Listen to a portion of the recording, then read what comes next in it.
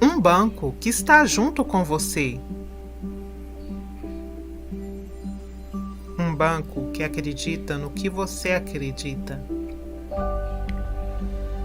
Um banco que respeita o que você respeita.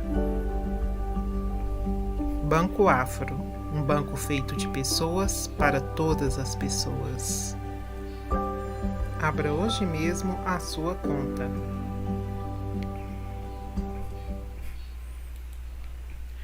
Olá, sejam bem-vindos ao episódio 53 do nosso podcast Voz Afro, podcast aqui do Banco Afro.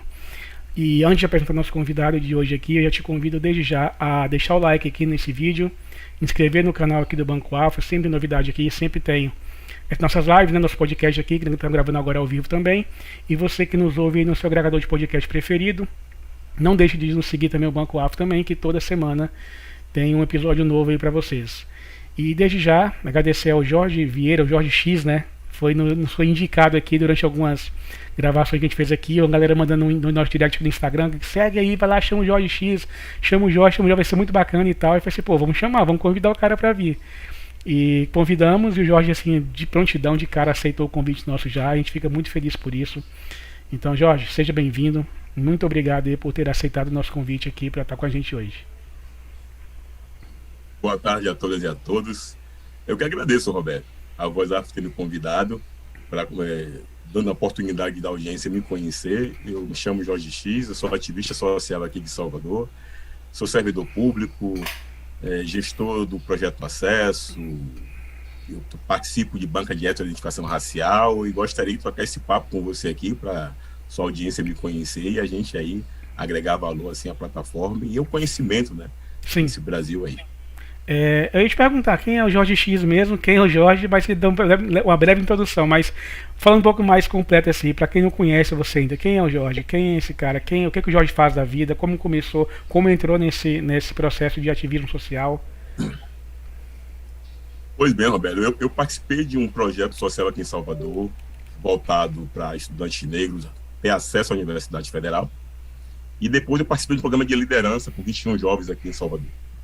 Daí, esse projeto de liderança me oportunizou a conhecer o ministro Joaquim Barbosa. A gente foi para Brasília. Cara, que legal. E aí, a gente chegou lá naquela emoção de conhecer o primeiro ministro do STF.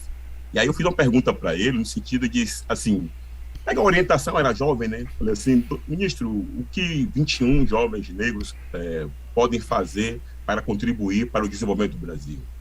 E ele aí disse assim, o serviço público, você pode ser um servidor público que de fato trabalhe com a população e desenvolva esse país.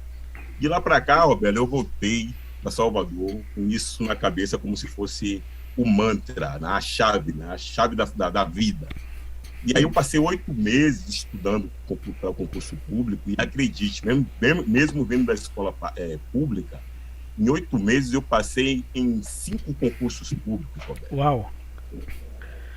Recursos públicos. Foi um negócio insano, assim, por conta dessa experiência com o Joaquim Barbosa. Fui aprovado e nomeado nesse. E pessoas, só te interrompendo, desculpa te interromper, mas só interrompendo já você aqui, algumas pessoas podem olhar para isso e falar assim, cara, então tá vendo, é só querer que consegue, mas não olha que por outro lado você é meio que a exceção da exceção da exceção da exceção da regra, né? Pelo amor de Deus, eu não compro esse debate, eu acho muito perigoso. Na verdade, quando eu falo dessa minha façanha, é justamente para dizer que tudo isso é fruto de um projeto coletivo social que me oportunizou a daqui, Odeste de Amarali. É uma diferença a qual, se não fosse essa, eu não conseguiria. Então, não tem heroísmo aqui, não. Aqui tem experiência de vida para reforçar como política pública dá certo. Sim, sim. Entendo perfeitamente. Só para falar aqui para quem está nos assistindo aqui ao vivo aqui, gente, minha internet está oscilando pra caramba hoje, mas a gente vai conseguir aqui gravar até o final aqui com o Jorge aqui. E cara, aí a gente está te perguntando em off aqui, vamos só abrir para quem está nos ouvindo aqui. Como é que é esse rolê assim de ser ativista social numa cidade como Salvador, a cidade mais preta fora da África, e que ainda assim tem um preconceito gigantesco, né? Que eu fiquei assim, boquiaberto quando eu vi que o aeroporto de Salvador estava vendendo escravos de totens para as pessoas terem em casa como souvenir. Aquilo para mim foi um absurdo gigantesco. Já vender isso já é um absurdo, ainda na cidade mais preta do país, do mundo, fora da África, na verdade, né? E eu fiquei mais olhando assim e falei, cara, e pior, se vende é porque tem quem compra. Como é que é isso para você, assim, Jorge? Exatamente, Roberto. Salvador não está isenta das opressões que o racismo, que o capitalismo estabelece em todo o planeta. Sabido que Salvador ela tem a maioria da população negra, quando eu saio para as ruas, quando adentro do espaço de poder, eu trabalho em um órgão público federal, da Defensoria Pública da União, a gente acessa os cartórios, a gente acessa os tribunais e a gente percebe, né, nitidamente que há alguma coisa muito errada em Salvador. Salvador consegue ter uma tecnologia social que ela consegue isolar 18% em detrimento da maioria esmagadora da população negra. Então, a gente tem consciência social e racial quando a gente adentra esses espaços. Consequentemente, a primeira coisa que a gente identifica é que tem alguma coisa errada com aquele ambiente, do ponto de vista que a maioria da população branca acessa esses dispositivos culturais com muito mais frequência, ao passo que a população negra fica aleijada. Além das outras políticas públicas que acontecem aqui, de gentrificação, que é a expulsão dessa comunidade negra aos espaços de entretenimento. Eu moro aqui no Rio Vermelho, e eu vi isso acontecer. Existia um espaço aqui que era chamado Mercado do Peixe, e aí agora foi gourmetizado, chamado de Vila Caramungu. Naquele espaço, a comunidade negra, a juventude negra do Complexo Noroeste de Amaralina tinha acesso àquele instrumento social de diversão. Agora gourmetizou tanto que quando você chega lá parece que você está em Berlim, você está em outro espaço. Nossa. Então, assim, são políticas públicas também desastrosas, que não dialogam com a realidade e com a população dessa cidade. Então é muito complexo. E esse padrão se repete no país inteiro. Eu viajo para a Defensoria Pública, realizando visitas técnicas, e eu reconheço essa repetição de padrão também. E aí o mundo afora também traz esse mesmo fenômeno. Exatamente, cara. E é uma coisa bem estrutural mesmo, né? Parece que é algo que não muda, assim, independente de onde você esteja e tal. Parece que é algo que não muda. E como é que você vê, assim, Jorge, o papel da política pública para, não vou nem dizer para redução de nada, sabe, assim, redução de desigualdade social, nada, nem falando desse rolê ainda. Mas fala assim, como é que você vê a questão do próprio papel das políticas públicas mesmo, para a gente começar a educar a população mais em relação até ao próprio racismo em si mesmo? Debate central, Roberto. Primeiramente, compreender que as políticas públicas trouxe efetividade à vida da população negra. Eu cito aqui a política de cotas na universidade e agora a política de cotas nos concursos públicos, que está aí agora no fronte de desafio gigantesco, que é as fraudes dos candidatos que dizem que são negros para alcançar esse benefício. Visto que ser preto no Brasil é um desafio diário, mas quando há um você percebe nitidamente que essas pessoas querem adentrar os espaços se considerando como negro. Eu não sei se você sabe, eu faço parte de banca de identificação racial em 3 órgãos públicos federais. Estão lá essa política pública. Um colega meu falou comigo assim, Jorge, você acha que eu passaria? Eu fiz a seguinte pergunta para ele. Você se sente discriminado em Salvador? Pela polícia?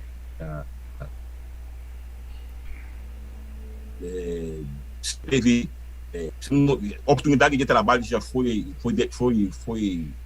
impedida para você? Como é que você se sente em Salvador? Porque essa é a resposta. Essa é a resposta. Não o cara, na hora que tem um benefício, dizer mas eu estou vendo aqui alguma coisa que me remete a ser preto. Eu falei, não. As políticas de heteroidentificação racial, ela é voltada para a população que sofre os efeitos do racismo. E aí entra em um grande debate, que é a questão do par. Debate que a gente leva isso para a banca e a gente passa horas e horas conversando sobre isso, mas para mim, a identificação racial, ela tem que ser tratada com a simplicidade que ela é nos imposta. Na hora que o preto sofre discriminação racial, não tem graduação, é o porteiro, qualquer um pode te discriminar facilmente, mas quando é para ter um benefício, vem uma teorização gigantesca que até me assusta. Quer dizer, não é proporcional. Não é proporcional. Então, quando essas pessoas vêm me procurar, eu falo, se você se sente discriminado, meu amigo, concorra. Agora, se você não se sente, não concorra, não. A política parece determinado tudo. Pode falar, Roberto. Não, eu vejo um pouco, até discussões que eu tive com outras pessoas também já, eu vejo um pouco essa questão da discriminação, dessa questão do pardo. É uma forma que as pessoas encontraram de embranquecer a população.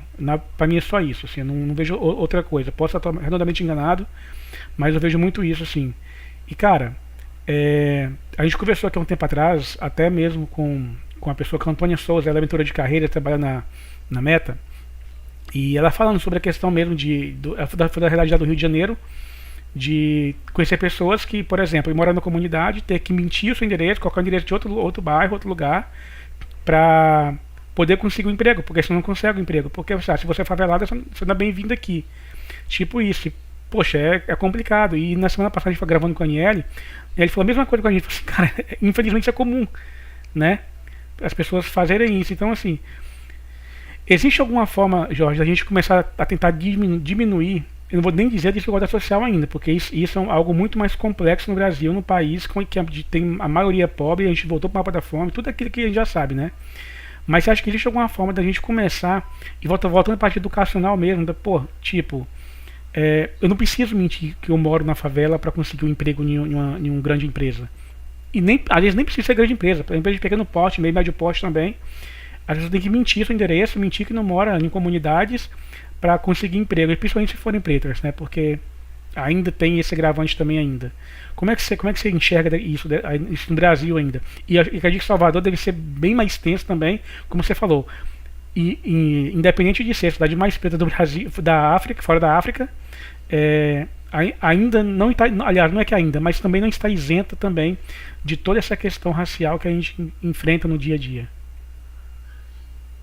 Exatamente, Roberto. Roberto, são formas de opressão. São formas de opressões que a população enfrenta no debate, na disputa de poder. Na disputa de poder.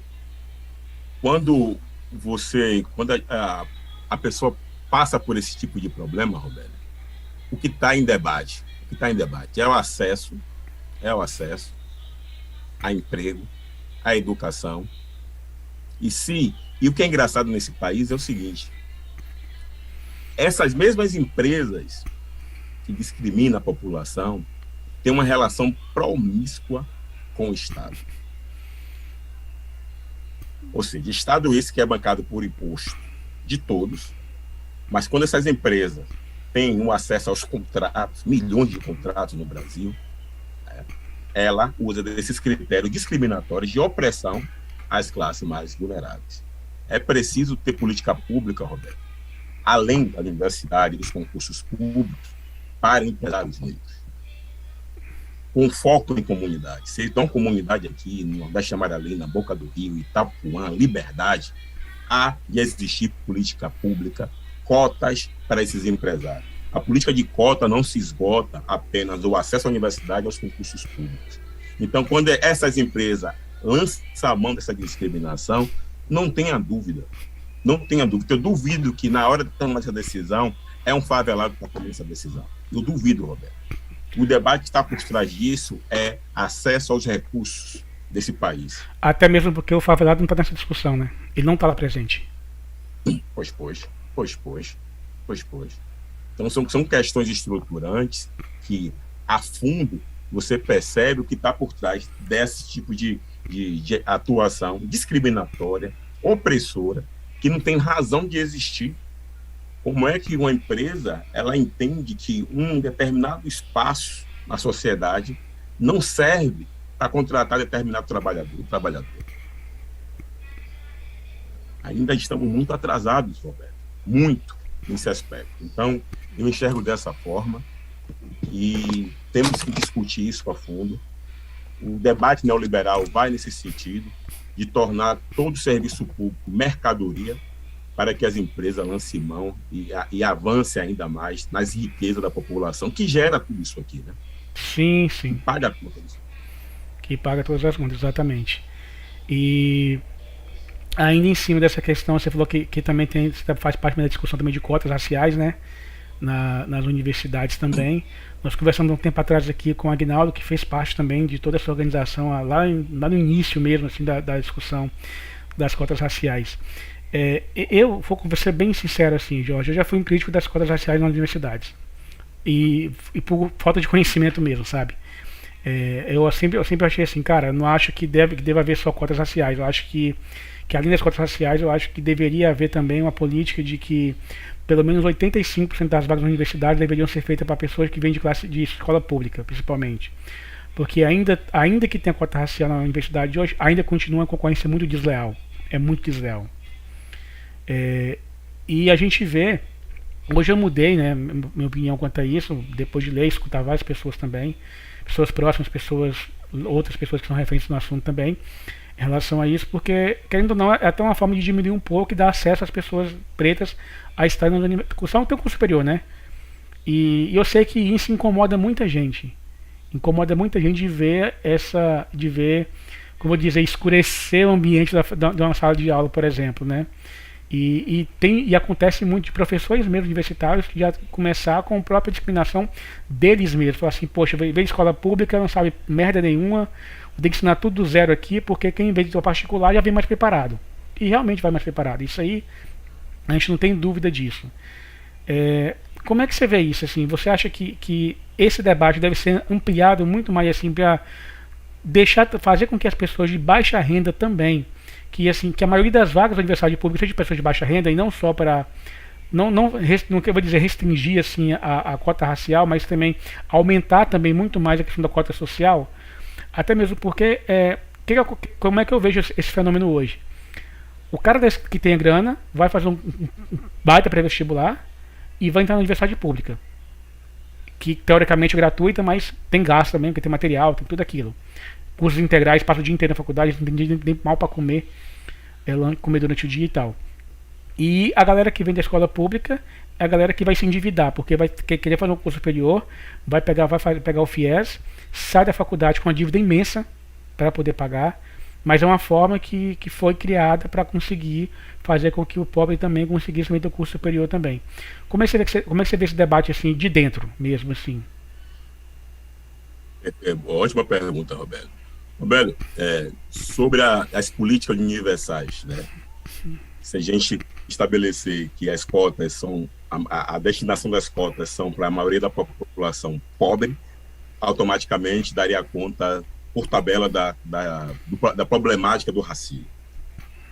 Mas quando você pega os dados e as pesquisas, a gente tem muita pesquisa nesse sentido, a Tatiane Silva, que é a coordenadora da Igualdade Racial do IPEA, fez essa pesquisa. Mesmo com o aumento da renda, por exemplo, das famílias negras, com as políticas públicas, com aquele bem-estar social que o Brasil viveu na década passada, ela percebeu que ainda assim o homem negro e a mulher preta ainda estava distante da renda de um homem branco e uma mulher branca. Então, assim, políticas já foram, pesquisas já foram, apontaram que ainda que as políticas universais não contemplam a especificidade da população negra pelo fator do racismo. Entende? Então, assim, a minha visão é que tem que existir, né, política pública voltada à população negra, e não só o acesso à universidade, mas em outros aspectos também, como o mercado de trabalho, como nas empresas, como na educação, coisa nesse tipo. E tem outro debate, Roberto. Você falou do endividamento. Eu sou contra tornar educação e saúde mercadoria. Educação e saúde não deveriam ser mercadorias. Os liberais abocanharam essa função do Estado. E eu fico preocupado porque tem tanta área que eles poderiam desenvolver, tecnologia, agronegócio, mas para eles não tem limites. Se a educação não fosse mercadoria, se a saúde não fosse mercadoria, Isso daria ao Brasil um bem-estar social gigantesco, condição pela qual nosso povo poderia se capacitar e se desenvolver, começando por aí. Mas quando você torna a educação mercadoria, quando você torna a saúde mercadoria, você cria verdadeiros entraves de desenvolvimento para essa população. Esse é o debate. É por isso que o estudante tem que se endividar, porque virou mercadoria. E não deveria virar mercadoria. Essa percepção, para mim, é o cerne da questão. E as políticas públicas voltadas a determinado público só tem sua efetividade quando ela é destinada a este público. E o IPEA está aí para provar essa afirmativa que eu fiz aqui agora. Eu entendo algumas privatizações no Brasil, de verdade entendo mesmo, porque eu acho o Estado em si incapaz de gerir pela corrupção que a gente tem sistemática no Brasil. E não estou falando de corrupção de partido A ou B ou C, não, é todo mundo, todo mundo. Eu brinco com um amigo meu assim, eu falo que o cara que é político, se ele é político, para mim já é desonesto. Então ele tem que provar o contrário. Você tá lá para mim já é desonesto. Tem que provar que ele não seja desonesto, sabe? E eu entendo algumas privatizações por causa desse quesito assim. Mas eu sempre falo assim, cara, educação e saúde no Brasil nunca pode ser privatizada, nunca pode. Aqui não. Você pode privatizar A, B, C, D e tal. Educação, não. Saúde, não. Porque a população não tem grana para pagar a educação, não tem grana para pagar a saúde. E assim, e ainda, eu vou falar eu moro em Vitória, no Espírito Santo. Eu não estou em Vitória hoje, mas falando por Vitória. Eu acho que lá o SUS funciona de forma muito bem mesmo. Assim, perto do que é em outros lugares do Brasil. Então, eu entendo que umas coisas você pode privatizar, outras não. E mesmo o SUS funcionando dessa forma, funcionando mais ou menos bem por lá, a gente vê que a maioria das cidades e tal, dos estados, não é bem assim. E se você privatiza isso, se você leva isso para um lado muito capitalista, digamos, do negócio mesmo, imagine o tanto de gente que vai morrer porque não tem grana. Já morre hoje em filas de espera e tal. Se privatizar, cara, vai ser o caos. E vai morrer preto, pobre e favelado. Perfeito. Eu só queria discutir um pouco essa percepção em relação que tem que privatizar porque existe corrupção. Porque fica parecendo que a gente tem que, para matar o carrapato, a gente precisa eliminar o boi. Uhum. Primeiro que a gente precisa fazer uma discussão o quanto de corrupção drena toda a riqueza do país. Sim, eu falo assim, não é que tem que ser por conta disso. Eu falo assim, que eu entendo que seja, porque eu acho em muitas situações o Estado incapaz de gerir. Gerir assim, não por competência falta de competência das pessoas que estão ali gerindo, mas por toda essa cultura da corrupção que existe no país e também de impunidade. Porque a pessoa vai lá, faz o que tem que fazer, faz o que faz lá e sai impune do negócio. E como eu falei, é um ano eleitoral, as pessoas acham assim, deve estar falando de A ou B. Não, estou falando de ninguém, então não estou citando nomes, nem partidos, nem esquerda nem direita. É o geral mesmo, assim, é no geral mesmo a percepção que eu tenho. Não, mas eu estou dialogando com você nessa frequência mesmo, para além dos partidos A e B. É porque é essa narrativa que está emplacando no país políticas públicas de austeridade fiscal nefastas. Uhum. Porque, vamos lá, os Correios, eles criaram essa narrativa para os Correios, criaram essa narrativa com o Petrobras. E são empresas que dão lucros. Teve corrupção? Teve corrupção. Mas aí você estabelece o seguinte raciocínio. Você tem um patrimônio que é mal gerido. Eu vou entrar na sua afirmação, que é mal gerido. Porém, dá lucro e é uma riqueza, é um patrimônio nacional. E quando você identifica como outros países, como os Estados Unidos, a Alemanha, funcionam, como a moeda desses países são fortes, como as empresas estatais estão aqui o tempo todo drenando a nossa riqueza para criar um bem-estar social para os seus países, você percebe que essa conversa de vender o nosso patrimônio público, porque é mal gerida a corrupção, é uma narrativa muito complicada. Porque quando eu estava conversando com um colega meu lá no órgão, ele falando sobre isso, eu falei assim, você sabe me informar qual o país que possui, que gasta mais recursos com serviço público? Ele aí olhou para mim e falou, sei qual é, ele, Brasil. Eu falei, não, Estados Unidos, dá um Google aí. A não ser que você considere o exército americano como um exército privado.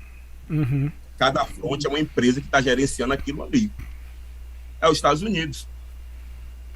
Quando você compra um carro aqui no Brasil da Volkswagen, você vai ver que é o governo alemão que tem a maioria das ações. Sim.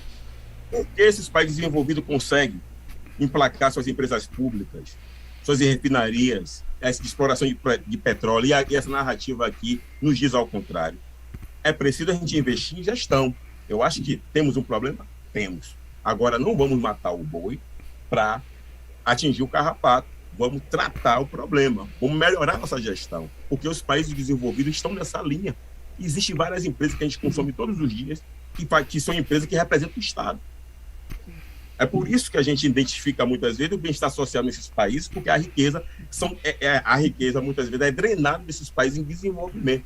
É preciso que a gente venda os nossos produtos, que a gente produza isso. Eu nunca vi quem compra ser mais desenvolvido do que quem vende. Sim.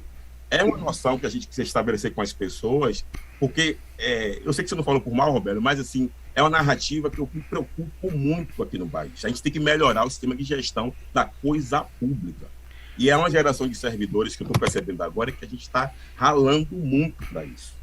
Não, eu entendo o seu ponto, só um contraponto em cima disso.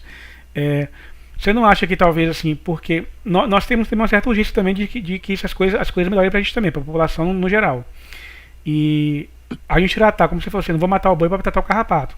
Beleza, eu concordo 100% com isso. Eu acho que a gente tem que tratar esse problema que é cultural nosso, de impunidade, de corrupção, aquela coisa toda que é no país.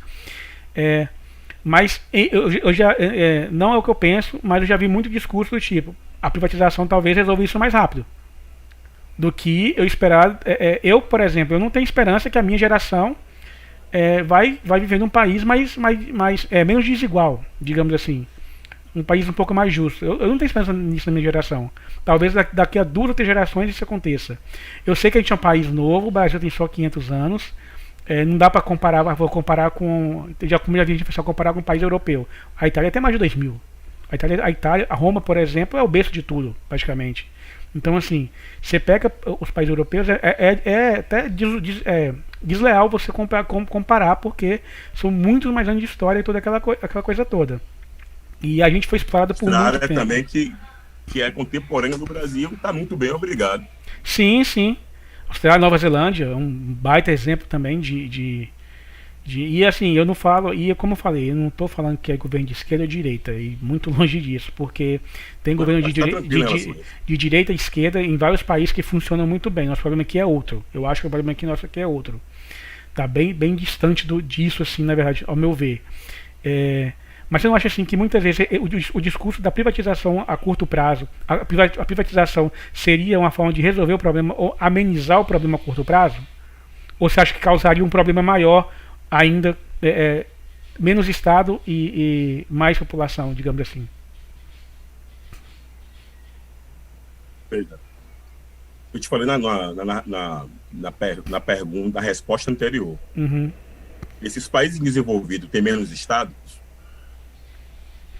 Sabe? Quando você vê a Noruega, esses países nórdicos, a Europa, não tem menos Estado. Exceto os Estados Unidos, que é um país maior que o nosso em termos de extensão, o nosso é muito grande. Nós temos uma população continental aqui, né? O Brasil é quase também da Europa. Certo. Eu falei que o país que mais gasta com serviço público é os Estados Unidos. Tem muito Estado nos Estados Unidos. Muito Estado nos Estados Unidos. O Estado esse que é um Estado vigilante. São 50, se não me engano. Tem muitos Estados Unidos. Não, eu falo no sentido de Estado. Ah, sim. De Estado, de presença. Uhum. O Estado lá é gigantesco. Essa conversa de Estado mínimo só serve pra gente, os tupiniquins. A França tem muito Estado.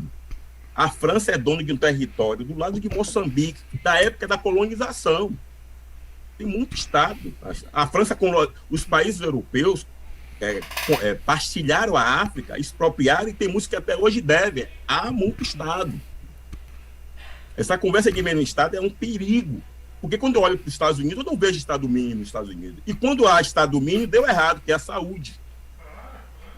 Lá, a saúde, é Estado mínimo, a gente viu a merda que foi, desculpa falar o termo, Nada, que com a isso. Covid. Quando você olha para a Alemanha, não tem essa de Estado mínimo. Esse debate de Estado mínimo serve para a gente vender nossas riquezas para eles. Lá não tem essa conversa de Estado mínimo.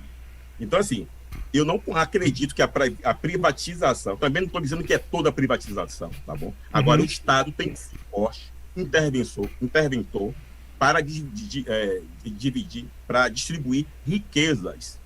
Porque toda a população, a gente tem um impacto social do imposto. O imposto é aquele recurso que o Estado recolhe e distribui para os seus co-irmãos. Se eu tenho um Estado desenvolvido que está aqui arrecadando muito, e eu tenho um Estado aqui que é também brasileiro, que é irmão nosso, que as crianças estão morrendo de fome, eu vou pegar esse imposto e vou aplicar aqui e investir para ajudar esses irmãos. É um pacto social o nosso imposto. É um acordo social o nosso imposto. Essa coisa de pegar nossa riqueza e entregar aos gringos, dizer, ó, gerencie para a gente não tem capacidade, primeiro que é uma vergonha. E segundo que eles não fazem isso. Eu quero saber qual é o Estado desenvolvido, que lá o Estado é mínimo. Nos Estados Unidos eu sei que a saúde é mínimo, o Estado lá é mínimo, e a gente viu o prejuízo que foi para eles. Mas eu não vejo nos Estados Unidos, em outra, na exploração de petróleo, no agronegócio, sendo Estado mínimo. Não vejo Estado mínimo. Eu não vejo a Europa como Estado mínimo, não vejo isso. E por que a gente tem que abrir mão das nossas riquezas para ter Estado mínimo? Precisamos colocar essa conversa, essa equação, para a gente entender o que está acontecendo. Porque se a gente pegar seu exemplo, olha, em todo mundo é Estado mínimo e está dando certo. A gente vai olhar os dados, realmente está acontecendo, a gente está na contramão dos dados, da experiência, da tecnologia, vamos aperfeiçoar. Ocorre que não está acontecendo isso. Aí quando você vê o que aconteceu com as empresas, a tecnologia que nós tivemos aqui, que a Lava Jato acabou, ao passo que empresas que financiaram, trabalharam no nazismo, estão aí até hoje, você vê que tem algo errado aqui no Brasil. Não estou dizendo que os corruptos não deveriam ser punidos, mas aqui tem uma coisa que a gente acabou com as empresas. Acabou com as empresas. A tecnologia que a Aldebrecht estabelecia nos continentes, construção de pontes, de refinaria, esse tipo de coisa, a gente acabou com as empresas. E a gente consome hoje produtos de empresas que patrocinou e ajudou o nazismo todo dia. Você vai dizer que o carro da Volkswagen não é uma empresa que patrocinou o nazismo, a Volkswagen? Por exemplo. Produtos de cabelo? Tantos. Aí, a gente vai no supermercado, pega na prateleira. A empresa está rodando até hoje. Mas aqui é diferente, não tem que acabar com tudo, tem que entregar tudo, porque a gente não tem capacidade de digerir. Agora tem outro debate. A população negra, os povos originários, nunca sentaram à mesa para decidir os rumos deste país. Se você vê... E você acha que isso vai acontecer em algum momento, a curto prazo? Você acha? Estamos... Há muito movimento nesse sentido, da representatividade, de pessoas que representam tais grupos, para estabelecer narrativas que realmente sejam brasileiras. Em 1888, foi o fim da abolição. Um ano depois, proclamação da República. De lá para cá, golpe em cima de golpe. Quem foram os grupos que estão mandando neste país até hoje? São os mesmos. Então, assim, eu penso que a população precisa entender a radiografia deste país, que há grupos que nunca sentaram à mesa, nunca estabeleceram uma narrativa civilizatória de um caminho de aproveitar nossas riquezas, nossas tecnologias, nosso legado ancestral para desenvolver essa nação. Não dá para jogar a toalha fora, até porque a gente não experimentou nenhuma terça parte da nossa potencialidade civilizatória que esse país aqui, multicultural, carrega. Uhum. Essa é a minha visão dos fatos, diante do que você falou, mas dialogando com o que você trouxe com uma provocação, não contra algo que você está dizendo. Mas eu acho que você está fazendo esse trabalho de me provocar para eu começar a falar e eu estou já empolgado, já esquecendo que eu estou sendo filmado e tudo. Não, mas é isso mesmo, é só uma provocação mesmo, até para saber o que você está pensando disso. Que é interessante a gente ouvir assim várias ideias diferentes, sabe? Eu acho que contribui muito para o nosso crescimento, seja o meu, o seu, de quem está nos ouvindo aqui, vendo ao vivo no YouTube, quem está nos ouvindo no agregador de podcast, enfim. E até quem está nos ouvindo aqui, vendo aqui ao vivo no YouTube, aqui acompanhando, quiser deixar aqui sua pergunta, deixa no chat aí que a gente vai repassar a pergunta pro Jorge aqui. Mas aí volta nessa questão, assim, que pessoas pretas não estão sentando na mesa para debater e discutir o rolê que vai acontecer. Eu concordo 1000% com você nisso aí. Mas, por outro lado, realmente, assim, há a discussão da diversidade, a discussão de tudo isso. Mas a gente está num país que a gente sabe como é que a gente falou, tá até em off, você tá falando, um país extremamente racista, que é o nosso, com 56% da população declaradamente negra. Isso aí não entra na minha cabeça como a gente tem um país com maioria preta, maioria negra, e a representação pública desse país é ainda muito pequena. Eu ainda vejo como cotas. Ainda. Então você acha que realmente. Você acha que para os próximos 10 anos a gente vai ter um avanço mais igualitário ou vão continuar sendo cotas ainda nessas discussões? Depende da gente. Depende da gente. A gente precisa. Eu sei que você colocou a política como um lugar ruim, mas é através da política que a gente transforma as grandes. Não. Nem colocamos como ruim, não. Estou colocando mais uma questão assim de. Eu acho que é muito importante, extremamente importante. Eu acho que todo brasileiro deveria discutir sobre, ler sobre, para entender um pouco mais, até para não fazer merda na urna, né? Então, assim. Então, eu confundi com você falou, todo político tem que provar que é honesto, aí eu acho que eu confundi com esse termo. Não. Então, o que acontece? Existe o caminho da política, existe o caminho do movimento social para criar políticas públicas, como a qual eu passei, uma política pública de acesso à universidade voltado para jovens negros que, na sua adolescência, sempre tiveram professores brancos, e aí quando você vai para um cursinho preparatório onde os professores são negros, a cabeça explode. Isso foi em Salvador, gente. Isso foi em Salvador. Então, é uma política pública que o Estado podia olhar e dizer, dá certo, mas assim, essa política pública não dá conta da imensidão desse país.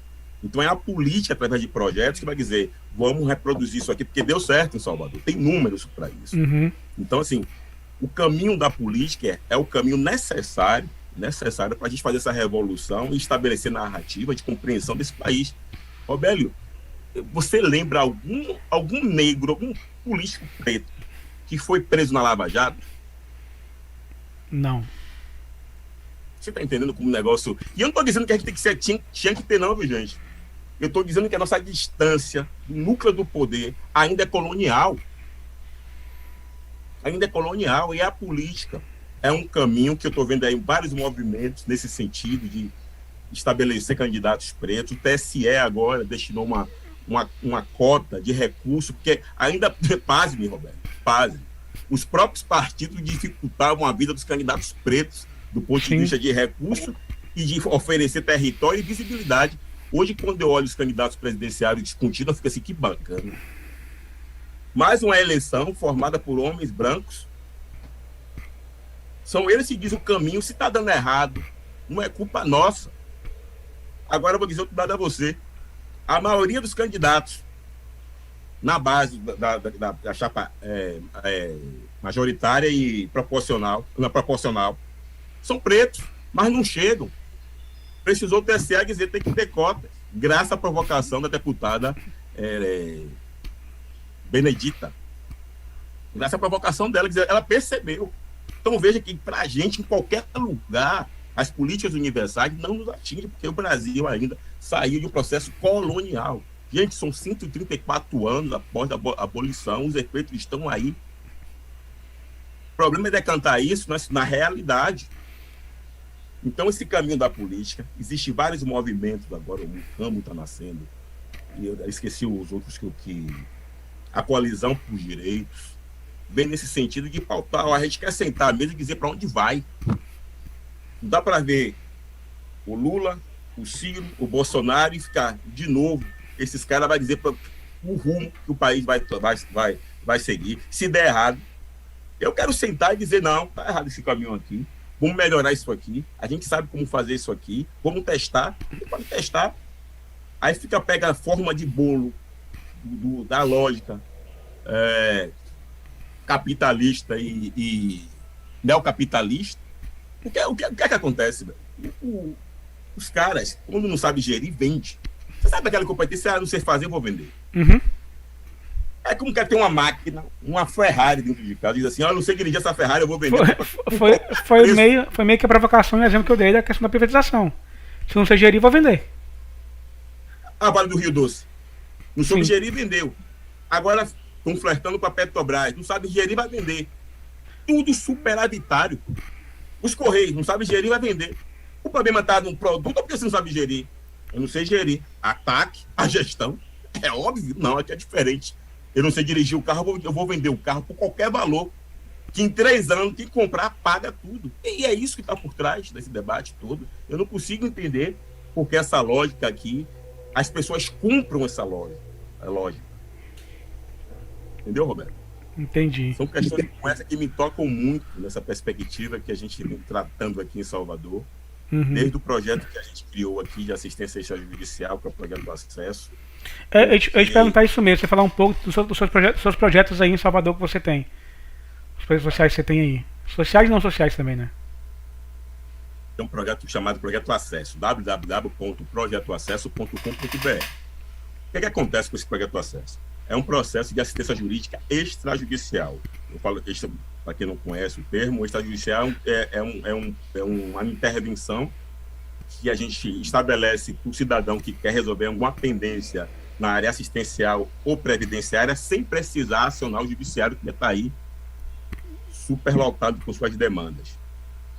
A Defensoria Pública, o órgão do trabalho, ele tinha a emenda constitucional 80, estabelecia um prazo de 8 anos a criação de unidades jurisdicionais em todo o território nacional.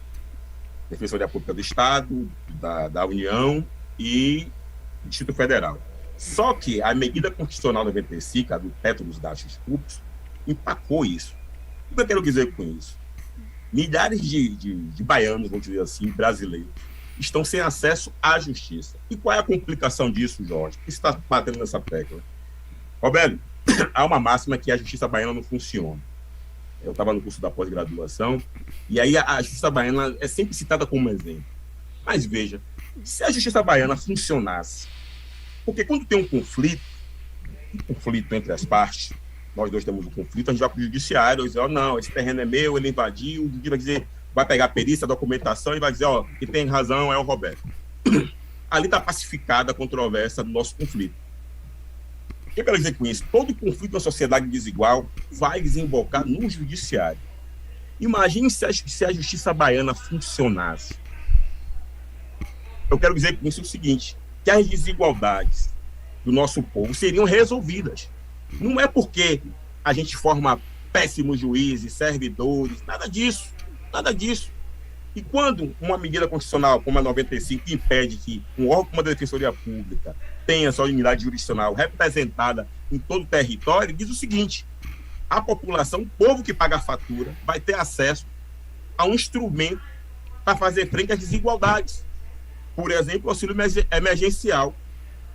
O cara perdeu o emprego, ficou em casa e entrou com requerimento para receber o auxílio, mas por uma questão burocrática de um dado na Receita, ele não vai receber, ele tem direito. Ele vai procurar quem? Se ele é hipossuficiente.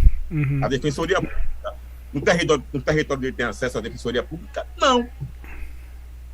E daí a gente pode escalar para outros tipos de problemas. É por isso que o acesso à justiça ele é crucial para o nosso povo. Porque é através dele que a gente vai dirimir os conflitos que nascem justamente de uma sociedade colonial como a nossa. Colonial como a nossa, que a gente carrega as mazelas dessa sociedade que foi ali em 1888. De lá para cá foi 134 anos, você acha isso muito? Eu já conheci em visita gente com 102 anos. A gente vive até hoje, não 134, obviamente, mas uma geração, 2 já pega esse período. Então as mazelas também são acompanhadas. Então é o judiciário que tem a função precípua de decidir essa desigualdade, quando a gente leva até aí. Então, assim, é um debate que a gente quer estabelecer com o Projeto Acesso. O Projeto Acesso não vai resolver a demanda reprimida que existe no estado da Bahia, mas ela traz uma proposta humanizada, de busca ativa, de compreensão das demandas e também da complexidade das pessoas acessar seus direitos, sobretudo previdenciário e assistencial, pelas plataformas digitais, porque existe também um gap das pessoas que não têm o letramento digital para aferir esses direitos. E a gente, com uma abordagem mais humanizada, conhecendo o território aqui em Salvador, na Bahia, usando as plataformas digitais, como o TikTok, a gente estabelece uma comunicação muito dinâmica, a qual ensina a população a acessar seus direitos. Como fizemos com o requerimento da termação da Justiça Federal, que também abriu um procedimento como esse, e a gente, através do TikTok, estabeleceu um passo a passo de como a população poderia fazer seu requerimento de terminação online, e deu super certo, Roberto, desculpa. Mas eu entendo. Mas aí agora uma nova provocação também, agora para você também. Em relação à questão da justiça, a justiça na Bahia não funciona, tem essa máxima e tal, essa conversa, né? Vamos levar ao nível de Brasil. É lento, o processo judiciário no Brasil é muito lento. Você não acha um pouco que isso também, que essa lentidão, esse não funcionar, está diretamente ligado a que as pessoas perderam um pouco da capacidade de diálogo?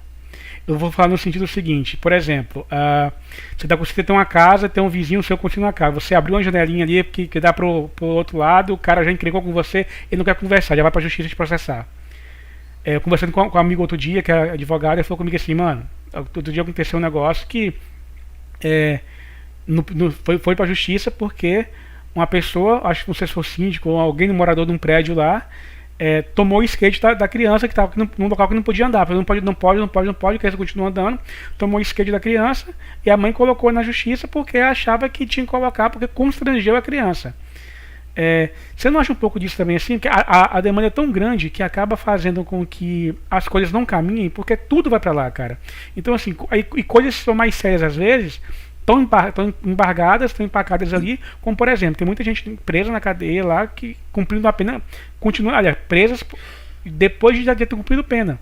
E não tem ninguém ali para olhar por isso, e às vezes está o processo na justiça e está parado pela alta demanda. Então assim, talvez também esse não funcionar, entre aspas, essa devido à alta demanda, de que as pessoas perderam um pouco da capacidade de diálogo também.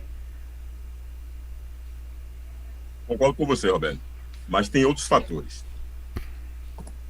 A Alemanha, do ponto de vista de estrutura do Poder Judiciário, existe menos juízes do ponto de vista da população do que aqui. Formação... Você fala em termos de proporcionalidade, né? Exatamente. Tá. Exatamente. Uhum. A formação do bacharel em Direito, ela é voltada para essa questão do litígio, do processo. Esse é um problema. O direito brasileiro, ele tem uma tendência a acompanhar a influência do direito italiano, que nasce nessa perspectiva também. E a cultura, uma cultura de um país pós-colonial, com apenas 134 anos de liberdade para esse povo, não seria difícil imaginar que essas pessoas vão se amar francamente. Então, o que você colocou vai nessa linha. E eu trago mais. A desigualdade. Existem muitos processos em países onde a desigualdade é maior. Países onde o bem-estar social maior que a nossa? Maior que a nossa? Maior que a nossa o quê? Não entendi. Desigualdade social? Países com maior desigualdade social acarreta o aumento dos processos da litigância no judiciário. Entendi. Ao passo que países onde tem um bem-estar social maior, há menos processo. Menos processo. Esse é o debate que está por trás dessa questão da lentidão da justiça. Entendi. Entendeu? Existe a cultura da formação do advogado, que é uma formação voltada só para o litígio, e existe metodologia, que é o sistema multiportas, que é a conciliação, a mediação, a arbitragem, que nasce justamente para desafogar o Poder Judiciário de uma litigância, de processo, de prazo, aquela coisa toda. Mas a formação do bacharel é voltada para o litígio, ou seja, para a briga, para processar, uma cultura pós-colonial e um país desigual. é a receita completa. É a receita completa. Ao passo que países que possuem um bem-estar social mais elevado, você percebe que essas questões lá não é um problema. E olha que o judiciário brasileiro, ele, do ponto de vista da tecnologia, está bem desenvolvido. Uhum. Com uma projeção de ter uma plataforma única, de inteligência artificial, para analisar recursos e precedentes, para não sobrecarregar os tribunais superiores. Só que o debate não está aí, na nossa capacidade, na nossa tecnologia. A virtualização já chegou desde 2003, gente. Em 2006, já tem leis falando sobre o processo eletrônico. Hoje, o processo na Defensoria Pública, no Poder Judiciário, já nasce digital, ele é tramitado, chega na hora. Já tem sistema de chat, de boot automático para reconhecer demanda repetida. Nosso judiciário, o CNJ, faz um trabalho brilhante, tem um núcleo específico tecnológico para ver essas questões, para dar celeridade processual. Mas a problemática gira em torno dessas questões que eu apontei aqui, da formação voltada para o litígio, das desigualdades sociais e da cultura de um país pós-colonial. E você falando sobre isso, uma perguntinha voltada até que é o tema do nosso papo, né, que está lá na abertura do cartaz de divulgação. Como você acha que a gente diminui essa desigualdade social e racial no Brasil? Qual o passo? O que a gente vai fazer assim? Qual é o nosso passo a passo para meio que diminuir essa desigualdade? Tanto social quanto racial. Eu estava lendo... Opa, interrompeu, Roberto. Não, imagina. Eu estava lendo o card, assim, com muita atenção. Falei, na verdade, não é diminuir, é acabar. Na verdade, é acabar. Não é diminuir. Exatamente. Mas acabar parece algo tão utópico, cara, que eu vou falar de diminuir. Entenda. Ô, Robélio, não há espaço para todo mundo no capitalismo. Eu sei que dói muita gente quando eles falam isso.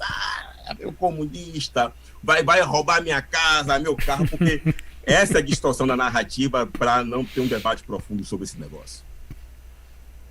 Está colapsando esse negócio de capitalismo. As pessoas estão se matando.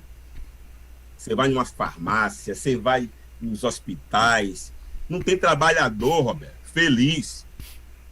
Não tem trabalhador feliz nesse sistema. As pirâmides, né, de emprego, onde as pessoas tinham bem-estar sociais, caíram, ruíram. Os taxistas tinham uma dignidade, quem trabalhava em banco tinha uma dignidade, quem trabalhava em empresa aérea tinha dignidade, gente. Eu vi isso. Quem trabalhava em banco tinha dignidade, os trabalhadores, todos eles tinham dignidade. O capitalismo está apertando a base para sugar o sangue, para subir, para eles sugarem em cima. Esse negócio está colapsando e há muito tempo. E agora, graças às redes sociais, a gente tem pessoas agora que estão lá em Nova York filmando lá, ó, aqui, ó, como é que rola. Está na Califórnia, onde tem uma Cracolândia maior do que a de São Paulo. Como é que faz, Roberto? Mas aí, o contra-argumento é dizer, olha, esse cara aí que está conversando, esse rasta, esse Jorge X, cuidado, viu? Isso é para roubar a sua casa de aluguel que você tem aí naquela coisa aí. Os comunistas gostam disso, viu? A gente está percebendo a tristeza da população, desse esporte de trabalho, as pessoas exploradas. Como é que pode, Roberto, no século XXI, a gente trabalhar, você conceber que tem trabalhador que sai 5 da manhã, estou pegando leve, 5 da manhã, para chegar em casa às 11. Com a tecnologia que nós temos, era para a população estar trabalhando menos. Agora eu vou dizer a vocês, viu? Isso é aqui no Brasil, viu? Em alguns países que eu não tenho acesso. Agora na Europa tem um lugar aí que roda muito bem, ninguém se mata assim não. Como é que eu sei disso? Acessando. Você fala que roda bem o quê? O capitalismo? Não. Bem-estar social do ponto de vista do trabalho. Sim. Do trabalho. Você vai na Itália às 15 horas, em uma loja de conveniência, tá fechado, irmão. Ô Jorge, vou te contar uma experiência. Eu estive na Itália, eu estive em Roma. Eu fui almoçar no restaurante que estava fechado para almoço. Eu fui almoçar no restaurante que estava fechado para almoço. Porque aí isso aí abria bem de tarde. O banco que fecha meio-dia abre às 3 da tarde, porque eles têm a cesta, né? E aí vão ficar em casa 3 horas para ter qualidade de vida com a família. E o preguiçoso é o brasileiro, o preguiçoso é o baiano. A gente tem que se desgraçar, se matar, porque essas narrativas de vender nossa riqueza e de se matar trabalhando em um país que viveu sua grande maioria do seu tempo explorando um povo que não trabalhou, que trabalhou, que é isso que é o Brasil. O Brasil é um país que viveu a maioria da sua... É como se tivesse vivido a maioria da sua existência sendo sustentado sem trabalhar e depois falar assim, não, acabou aqui. É nesse país que essa narrativa é estabelecida, a população compra. É anormal uma pessoa sair durante... O que acontece? Ó? A pessoa sai no escuro, você que trabalha em shopping, sai no escuro e volta para sua casa no escuro. Tem gente que não vê a luz do sol, Roberto. Isso é muito bizarro no Brasil. Com a tecnologia que nós temos, poderíamos, sim, diminuir a carga horária para 6 horas, aumentar a poste de trabalho, mas só que o capitalismo, ele visa o quê? Lucro. Se eu coloco 2 pessoas para trabalharem, eu vou ter que pagar 2 pessoas, logo eu vou diminuir a margem de lucro. Isso é a cabeça do capitalista tupiniquim, porque ele poderia imaginar a produtividade em outras linhas, entendeu? E aí, quando você fala nisso, a população torce o bico, mas eu tenho certeza que esse debate está entrando, as pessoas não estão suportando mais esse tipo de trabalho desgraçado que a população vive aqui. Neste país, não tem ninguém feliz. Certamente um colega meu falou que ela veio para Salvador e chegou aqui, ela tem uma impressão nas ruas, parece que as pessoas andam amarguradas e tristes. Aí eu falei para ele, diga a ela que graças à colonização do país dele, mas assim, as pessoas andam tristes. Eu citei aqui as grandes pirâmides, né, de conforto, onde esses trabalhadores tinham a dignidade que a gente acompanhou, todas elas caíram. E outras cairão. Agora o alvo é o serviço público. Sim. É o servidor público. Aí eu pergunto, todas essas riquezas que foram tiradas, foi para onde? Para que tanta austeridade fiscal? Por que não pode pagar bem as pessoas? Que negócio é esse? E aí, como você mesmo falou, quando você vai para a Europa, você vê o negócio lá, o pessoal tem vida. O cara sai, encontra a família, lê, estuda, viaja, o escambau. Aqui não. É uma escravidão disfarçada. É um sistema horrível. É horrível. Não está dando certo, Roberto. E os neoliberais que estão no poder, que vêm com essa narrativa, eu queria que desse certo. Eu falei assim, vamos ver se dá certo. Vamos ver se eu vou dar uma banca de laranja ali, daqui a pouco eu tenho uma fábrica. Você entende, Roberto? São questões como essa que a gente precisa estabelecer um debate para a pessoa acordar e dizer, está errado o que estou vivendo. Não está certo, isso não é um trabalho decente. Que país é esse? Que país é esse que não dá perspectiva de desenvolvimento para a população? Então, são questões como essa que eu me debruço nos dados. Eu gosto muito do IPEA, porque o IPEA, para mim, é uma instituição que faz o raio-x dessa população, para a gente fugir das bolhas da percepção, do achismo. E aí, quando você pega os dados, você vê que merda. Merda. E é um órgão estatal, né? Para dizer que é um órgão de Cuba, enfim. Mas é interessante essa visão mesmo, principalmente da qualidade de vida, né, que a gente tem, que a gente não tem, na verdade, que em outros países as pessoas têm. E é dignidade, né, cara? É viver com dignidade. A gente não tá nem pedindo muito, assim. Ninguém tá pedindo pra ganhar um salário absurdo, por exemplo, um salário bem muito alto, mas só viver com dignidade. Você sair na rua sem estar com medo de ser assaltado, você saber que se você se sentir mal, você ir num hospital público, você saber que vai ser atendido, e por aí vai. Você não tá querendo muito, é só questão de um pouco menor de desigualdade mesmo. E aí, para acabar com isso, meio que é quase impossível, né? Fala essa palavra não, pelo amor de Deus. Não, fala assim, vamos falar assim a curto prazo. Fala a curto prazo. Roberto, então, experimentamos uma mudança significativa, já que você não quer citar a partir dessas coisas, nos anos 2000. Você pode citar. Fala assim, eu que não cito mesmo. Experimentamos aqui no Nordeste. Você é de Vitória, né? Experimentamos uma coisa, Roberto. Eu vou dizer eu vou dizer da minha experiência, e olha que eu não sou da geração da minha mãe. Eu tenho 43 anos, Roberto. E quando eu era pequeno, o meu lanche da tarde era um lanche que eu não daria para o meu filho hoje. Eu comia farinha com açúcar. Já Não comi era também. modinha, não, porque era isso mesmo, Roberto. Já comi Era também. isso mesmo. Café da tarde também. Roberto, eu jogava bola nas ruas das comunidades porque tinha espaço, ou seja, não tinha carro, Roberto. Roberto, eu não sabia que era televisão colorida. Roberto, não sabia que era um micro-ondas, uma geladeira. Acesso à universidade? Fui o primeiro, mas não por conta das cotas, por causa dessa política pública que existia aqui em Salvador, o movimento social. Então, Roberto, quando eu pego a minha vida, o que eu bebi na minha juventude, Roberto, sabe o que eu bebi na minha juventude, Roberto? Uma bebida chamada rabo de galo. Você não sabe o que é isso? Não conheço, não. 51 com vinho, do pior que existe. Para beber cerveja na minha juventude, Roberto, não era para qualquer um. Churrasco, Roberto. Quem fazia churrasco era um vizinho, muito gente boa, seu Cartucho, que ele trabalhava, acho que eu suspeito, né? Trabalhava com aquelas máquinas de empilhadeira, tinha uma certa condição social, que ele fazia churrasco. Eu sentia minha casa lá na frente, que ele fazia churrasco, colocava GP, não um parlamento que pega, como é que se diz? Renda secreta, como eu falo, emenda constitucional secreta. Como é que é o nome do dispositivo? Esqueci. E não presta conta, sabe? Aí não vai para frente, mas a gente pega esse recurso com gestão, melhora a gestão. Pega a gestão, coloca blockchain para chegar o dinheiro na ponta da pessoa. Já que tem desvio, joga o blockchain, não sei nem se é possível. Possível deve ser. Para você pagar os contratos das pessoas na ponta, para quando sair do papel, e aí transformar esse país. Há exemplos aí, pô, de países que deu a reviravolta em poucos anos. E aí não tem jeito. Vou falar de Cuba, que tinha um índice de analfabetismo de 73%. Em 10 anos ou 15 anos, começou a exportar médicos. Sim. A gente pega os exemplos e diz assim, é possível, a gente acha que esse negócio não é pra gente. Tem que fazer uma revolução no Brasil. O Brasil precisa fazer uma revolução civilizatória.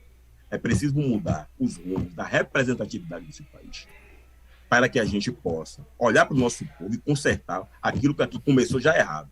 E apontar. E tem exemplos. O mundo está aí, a internet está aí, não precisa nem pegar um avião para saber como é que funciona.